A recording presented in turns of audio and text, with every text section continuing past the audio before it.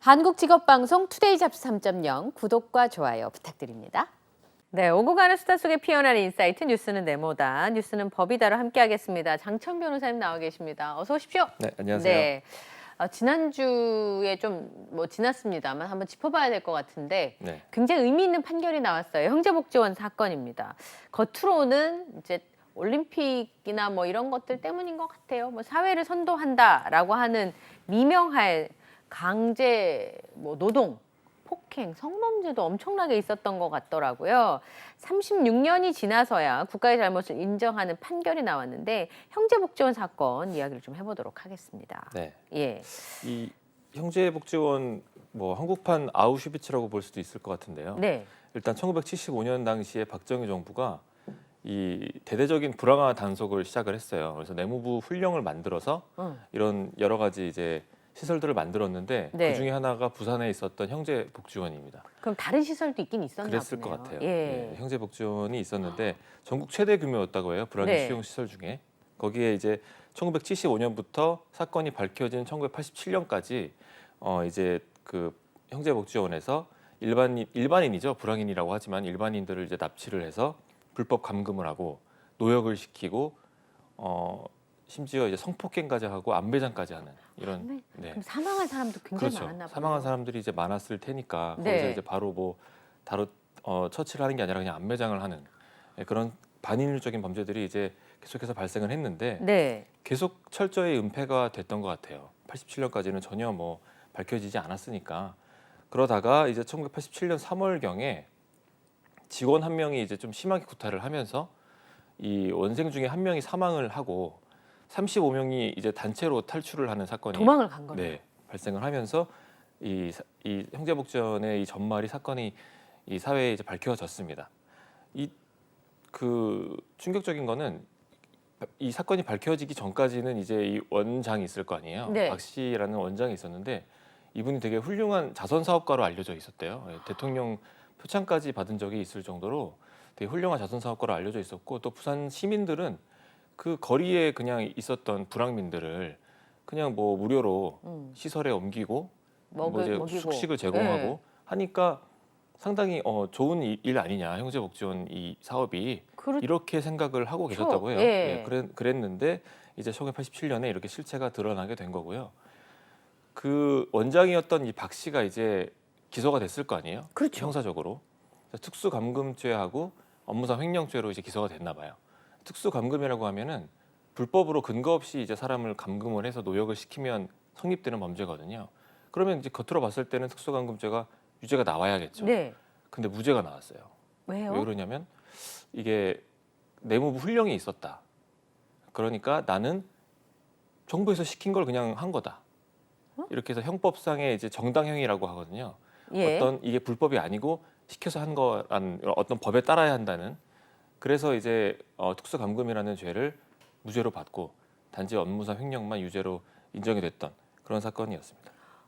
내부 훈령은 불황화를 선도하는 기관을 만들으라는 네. 건데 민간인들이 납치돼서 아주 오랫동안 미성년자들도 많았다면서요. 네. 오랫동안 감금당 어떤 분이 증언하신 거 보니까 눈 뜨면 그때부터 맞았다라고 얘기할 정도로 폭행이나 아니면 개입이 굉장히 심했던 것으로 알려졌는데, 아까 제가 36년이라고 했던 게 75년에 만들어져서 86년까지 운영이 됐고 그나마 이 사건이 알려진 게 87년이어서 그때부터 지금까지 계산하면 알려지고 난 다음엔 36년, 그리고 그 사건이 있기 시작한 지는 거의 40년이 넘어, 거의 50년 다 돼서야 이제 이 사건에 대한 국가배상이 판결이 나왔는데, 이 사건이 알려진 게 1987년이잖아요.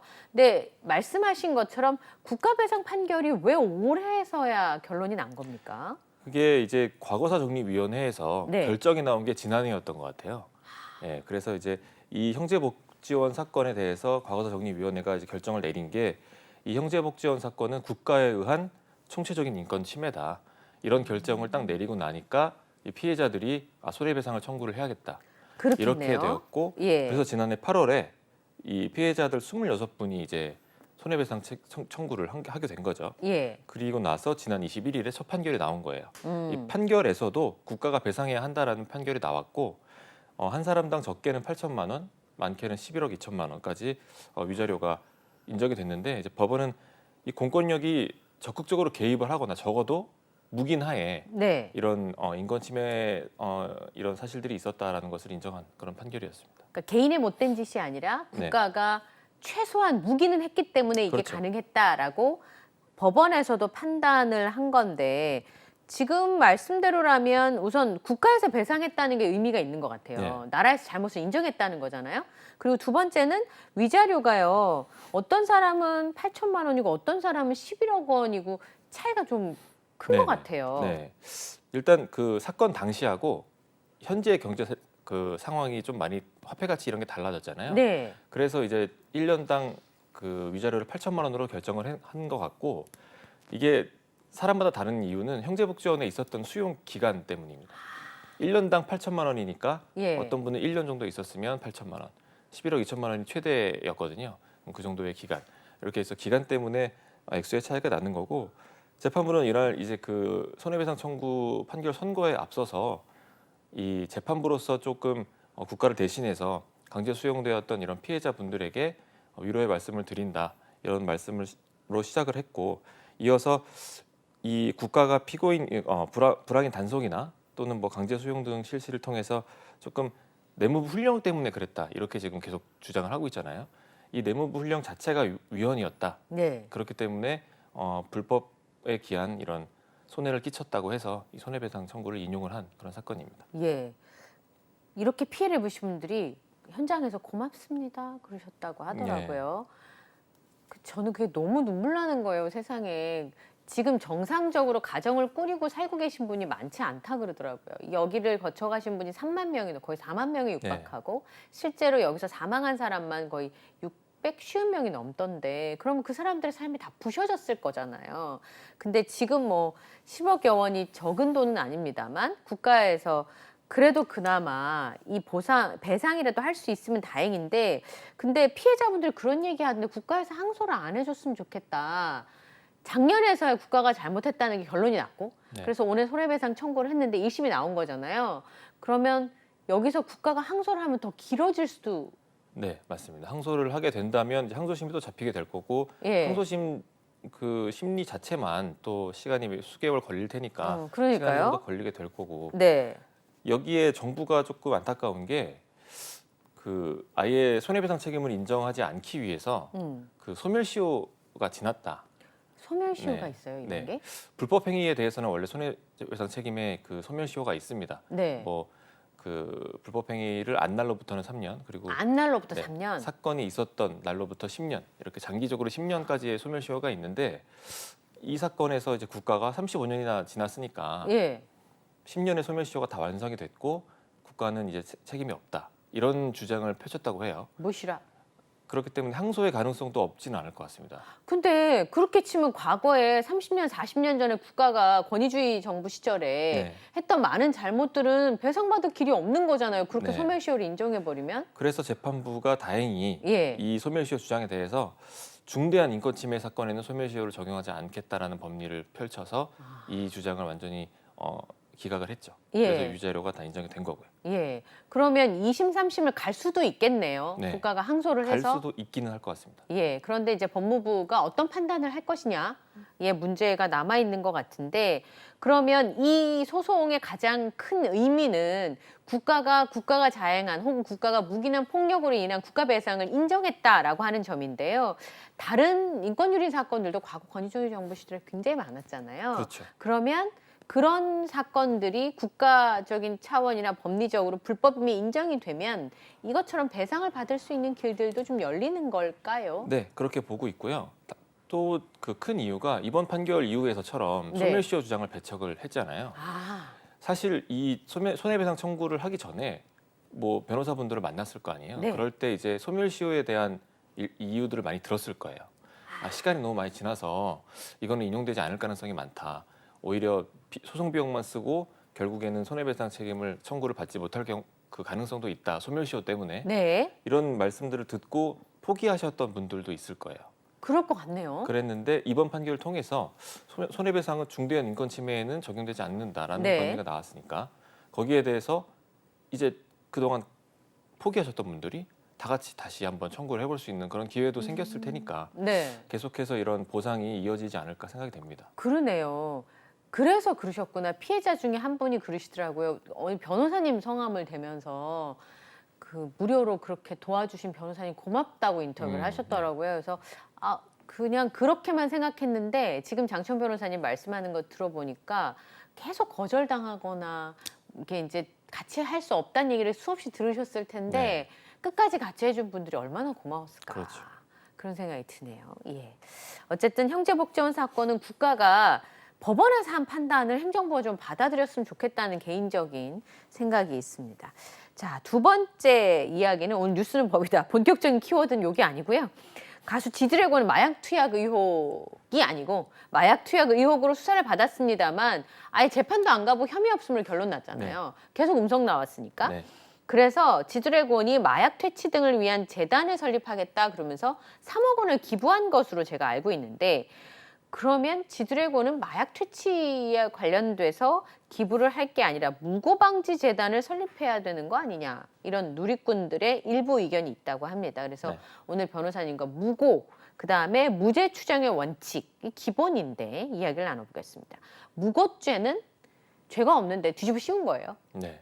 죄가 없는데 허위로 고소를 한 거죠. 허위 거짓말했다는 거죠. 네네네. 네. 형법 제 156조에 규정이 되어 있는데요.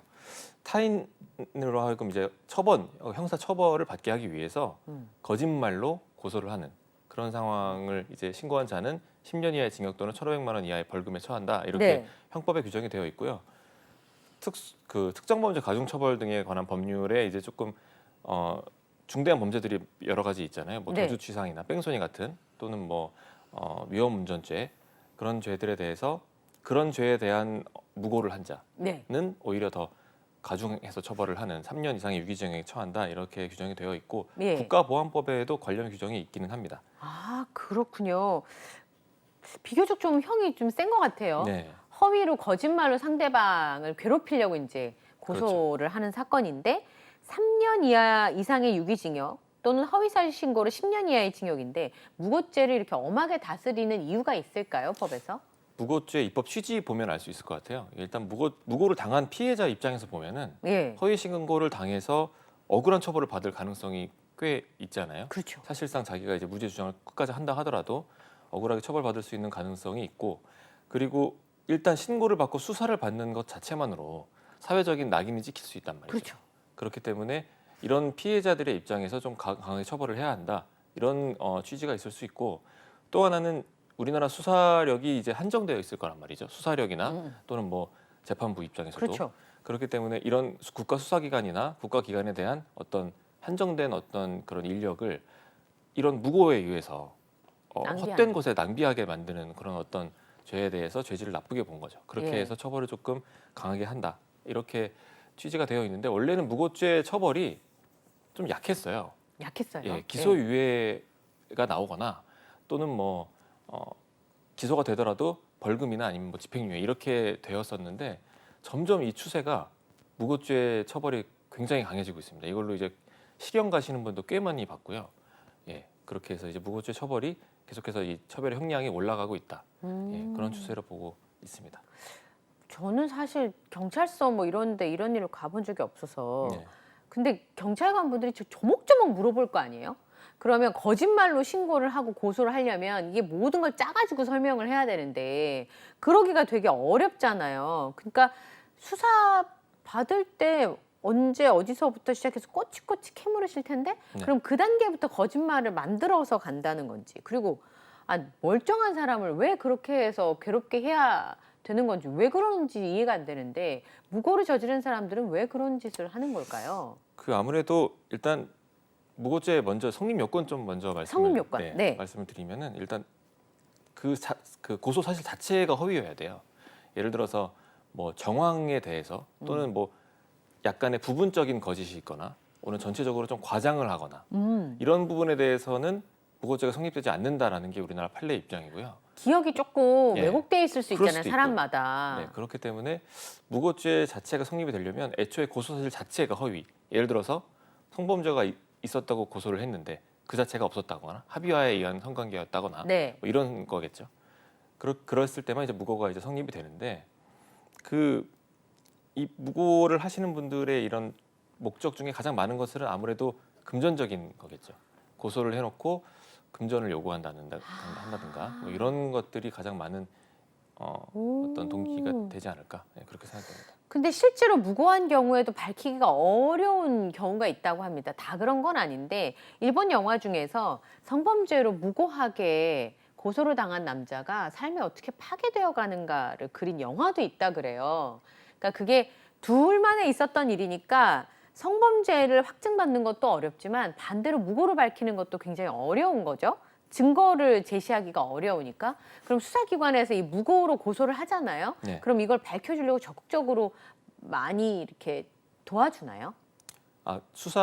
무고로 고소를 했을 경우, 예. 무고로 고소를 했을 경우에는 당연히 이제 무고 여부에 대해서 이 사람이 무고에 대한 전과가 있는지 없는지, 예. 그리고 이 고소에 대한 사실관계에 대해서 확실하게 어떤 사실관계 별로 다시 한번 물어본다든지 네. 여러 가지로 이제 확인을 할 텐데 그것도 문제지만 일단은 그 무고를 했을 때 네. 처음에 네. 이 피해자 입장에서 무고의 피해자 입장에서 네. 그러니까 피고소인 입장이죠. 네. 피고소인 입장에서 고소를 당했을 때 그때 당시에 무고를 조금 수사기관에서 좀 밝혀주면 어떨까 예. 이런 분들의 생각도 있을 거 아니에요. 그렇죠.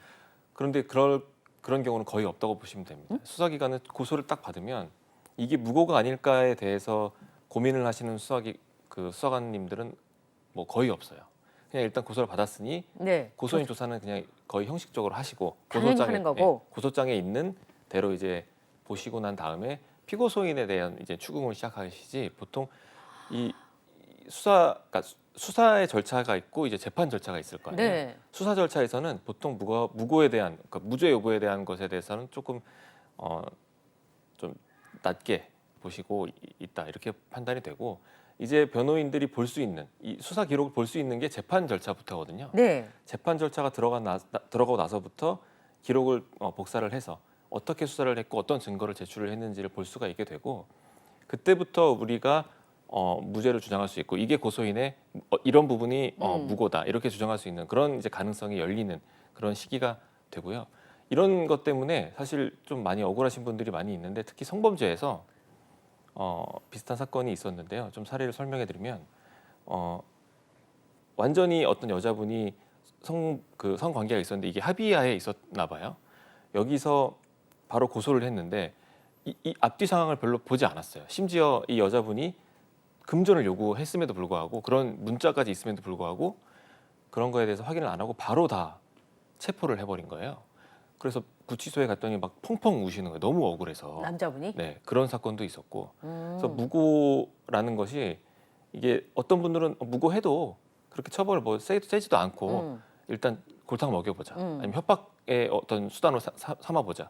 이렇게 생각하시는 분들이 많은데 이게 무고가 상당히 무거운 범죄임을 좀 자각을 하셔야 될 것 같습니다. 그러니까 지금 말씀하신 것처럼 비교적 높은 수준의 형벌을 받게 되는 죄가 바로 무고죄인데 네. 그렇죠. 제가 경찰관이어도 우선 고소가 들으면 이 사람이 진짜 범인인가 아닌가를 따져야지 네. 이 사람이 범죄를 안 저질렀을 수 있어 라는 전제로 하게 되면 유죄의 증거를 찾는데 오히려 방해가 될 수도 있으니까 그렇죠. 수사기관에서는 무죄 추정 원칙이긴 한데 뭔가 있을 거야 라는 생각으로 수사의 단서를 찾을 테니까 네. 예를 들어서 무고인 경우엔 진짜 억울한 일도 발생할 수 있겠네요. 그렇죠. 그래서 변호사님 계신 거고. 네. 왜 요즘에 강력 사건 너무 많으니까 네. 저런 사람 왜 변호인의 조력을 받게 하는 거야? 헌법에 규정되어 있는 권리니까 네. 네, 어쩔 수 없죠. 심증적으로 이제 그런 네. 생각을 했었는데 실제로 보니까 우리가 생각할 때 흉악범죄를 저질렀다고 단정할 수 있지만 실제로는 아닐 수도 있네요. 그렇습니다. 확률이 적긴 하지만 그렇죠? 뭐 현행범 체포가 아닌 이상 그렇죠. 네, 무죄 예. 추정의 원칙을 조금 적용받아야 될 것 같습니다. 지금 이제 무고죄 예를 몇 번 들어주셨는데 주로 성범죄와 관련된 부분들이 많으시더라고요. 네. 근데 허위 고소가 발생했을 때도 이미 그 사건이 벌어졌고 거기에 연루됐다는 것만으로도 아까 뭐 지드래곤 얘기 잠깐 했지만 연예인분들은 어마무시하게 타격을 입는 거고 그냥 일이 아예 끊길 수도 있고요. 네. 그다음에 일반인들도 회사에서 되게 심각한 상황이 도래할 수 있잖아요. 네. 그래서 무고죄를 엄하게 다스리는 게 맞지 싶다가도 반대로 어떤 나쁜 사람들은 자기가 성범죄를 저질렀으면서 것도 불구하고 너 신고하면 무고죄로 내가 가만두지 않겠어. 이렇게 협박하는 사람도 있다고 그러더라고요. 네.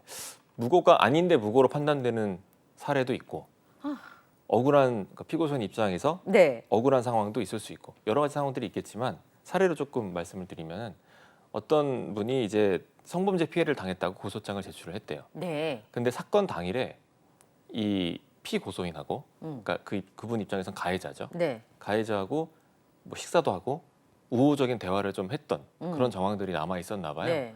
그런 것들을 통해서 무고죄로 이분이 역고소를 한 거고 결국 무고가 인정이 돼서 바로 법정 구속이 되고 5개월간 이제 구치소에 계셨던 거예요. 예. 너무 억울하셔가지고 이 피해자분이 밥도 제대로 못 먹을 정도로 그렇겠네요. 네 그렇게 계셨는데 결국 2심 가서 그래도 그분이 사건을 당했을 때 노동부에 신고도 하고 네. 또 당시에 술이 많이 취해 있었다. 우호적으로 대화했을 때는 술에 많이 취해 있었기 때문에 그런 거다. 예. 이런 여러 가지 정황들이 좀 파악이 되면서 결국 무죄가 확정이 된 사건도 있었습니다.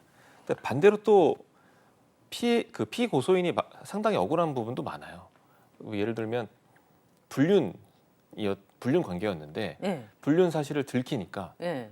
불륜이 아닌 걸로 주장을 하기 위해서 상대방을 강간으로 고소를 하는 그런 사건도 있었고 그 사건에 대해서는 이제 바로 법정 구속되고 1년 6개월의 실형을 사셨던 그런 일도 있었고 상대방이 돈을 안 갚으니까 남자분이 네. 돈 갚게 하기 위해서 그 강간으로 또 고소를 한 거예요. 그런 여러 가지 무고 고소 사건들이 많이 있습니다.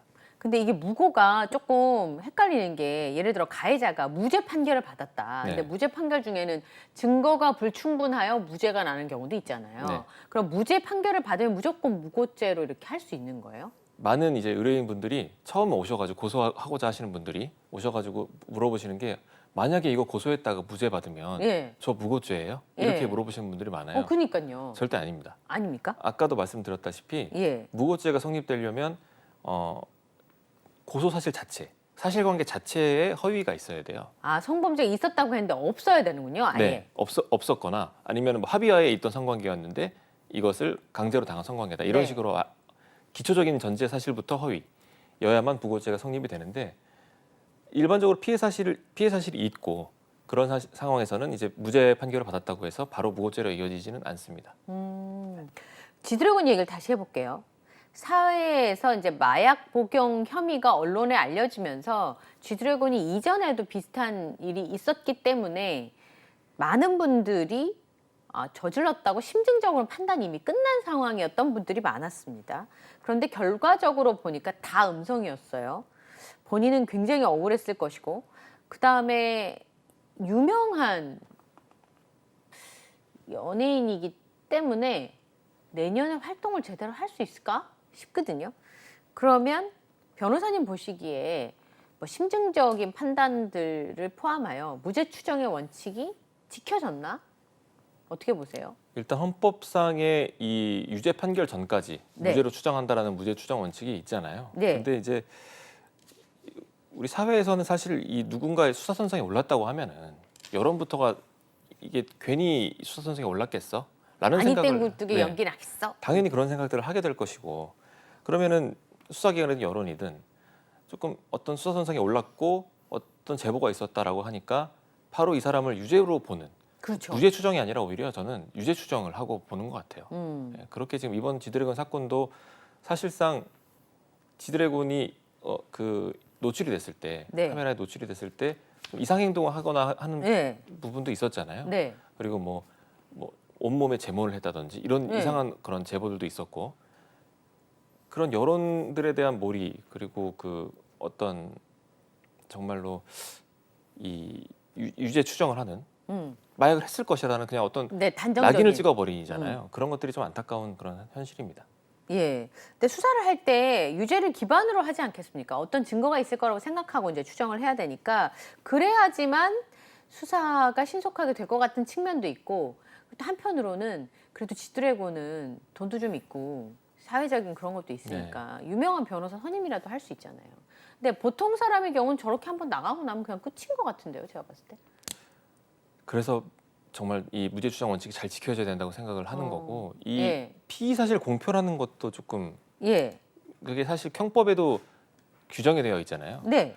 이 피의 사실을 원래 공표하면 안 되고 수사 그 과정에서는 비밀로 해야 되거든요. 그쵸. 예, 근데 이제 이거에 대해서 자꾸만 여론에 나오고 기사가 나고 하니까 여기에 대해서 이제 좀 문제가 되는 것 같고, 근데 일반적인 고소 사건에서는 좀 유죄 추정을 하고 보는 것이 흔하지는 않아요. 일반적으로 고소장을 제출했을 때는 아, 뭐 수사기관이 인지를 하거나 네. 예를 들어서 수사기관이 어떤 뭐 현행범 체포를 하거나 할 때 말고는 고소장을 제출했을 때는 조금 유죄 추정을 하고 보지는 않는데 아. 성범죄 같은 사건에서 조금 이제 유죄 추정을 많이 하죠.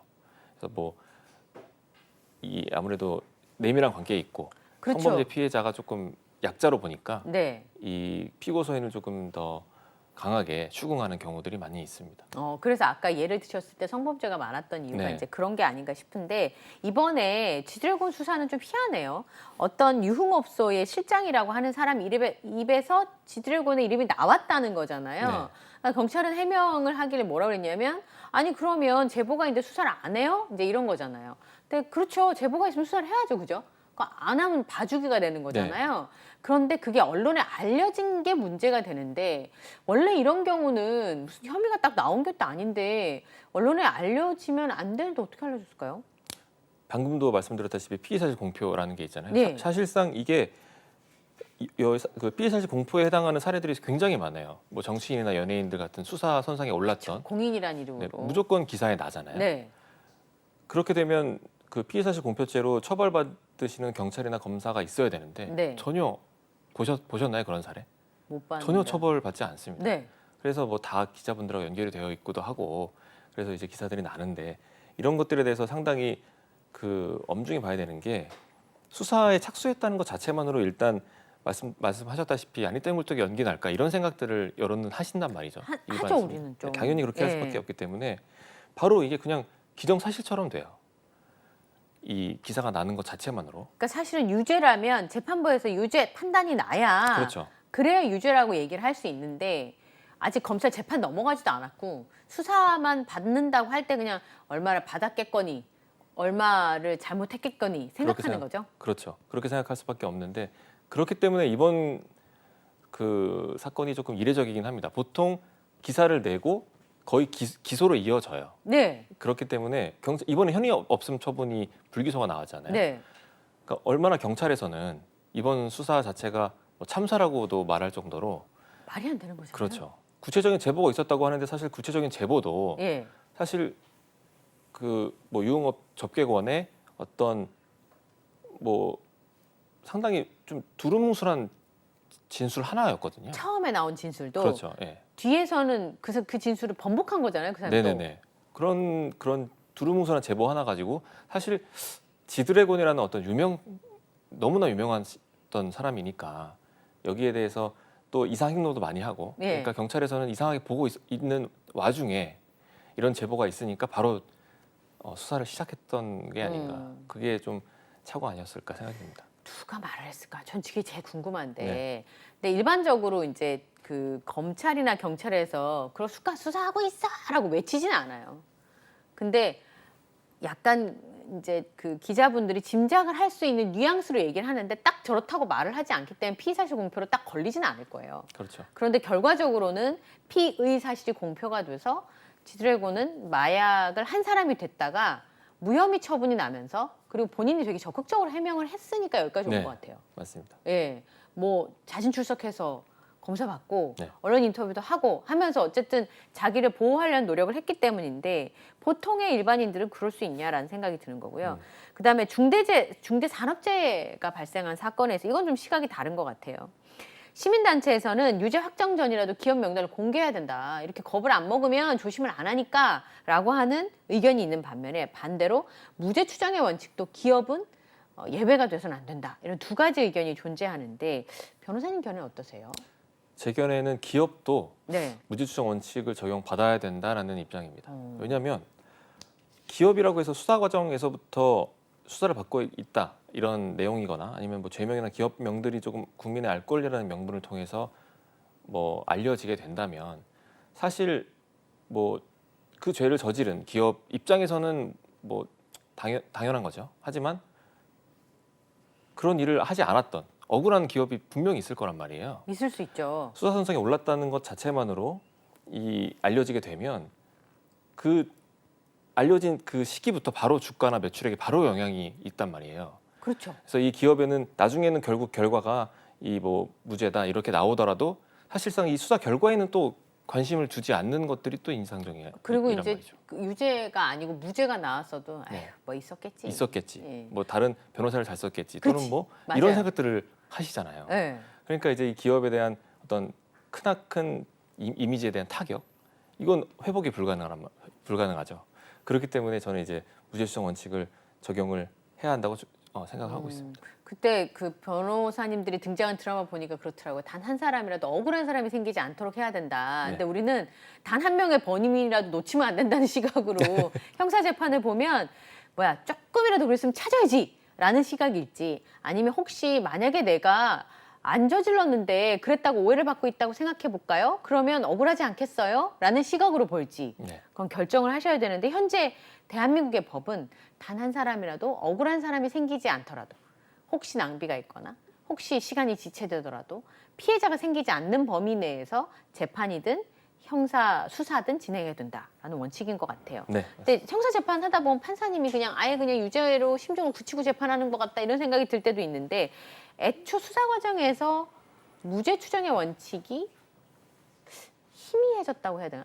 뭐 그런 게 없어서 그런 건가요? 수사기관에서부터 그랬을 수도 있고 재판부에서도 유죄로 보시는 판사님들이 꽤 있는 것 같아요. 이 마음속으로? 네. 네. 판결문만 봐도 알 수가 있는데 형사소송법에 이제 그 유죄가 됐을 경우에 판결문에 설시해야 되는 그런 것들을 좀 이제 법에 규정을 해놨어요. 뭐 법의 법령 적용을 해야 되고 어떤 판결 이유가 있어야 되고 유죄일 경우에 무죄일 경우에는 그냥 무죄를 선고해야 한다 이렇게 되어 있단 말이죠. 그러면 뭐 일반적으로 생각했을 때 판결문에 유죄 판결문일 경우에 훨씬 더 길어야 되고 그렇죠. 무죄 판결문일 때는 무죄 네. 그냥 그렇게만 해도 된다 이렇게 생각하실 거잖아요. 근데 반대예요. 유죄 판결문은 그냥 공소장에 있는 그대로 붙어 있고 아, 이런 이유로 네. 유죄다. 공소장에 그냥 있잖아요. 이미 예. 기록에 검사가 제출한 네. 그렇게 되어 있고 무죄 판결문에는 무죄가 되는 이유에 대해서 정말 길게 설명을 해주신단 말이에요. 아, 조금 반대예요.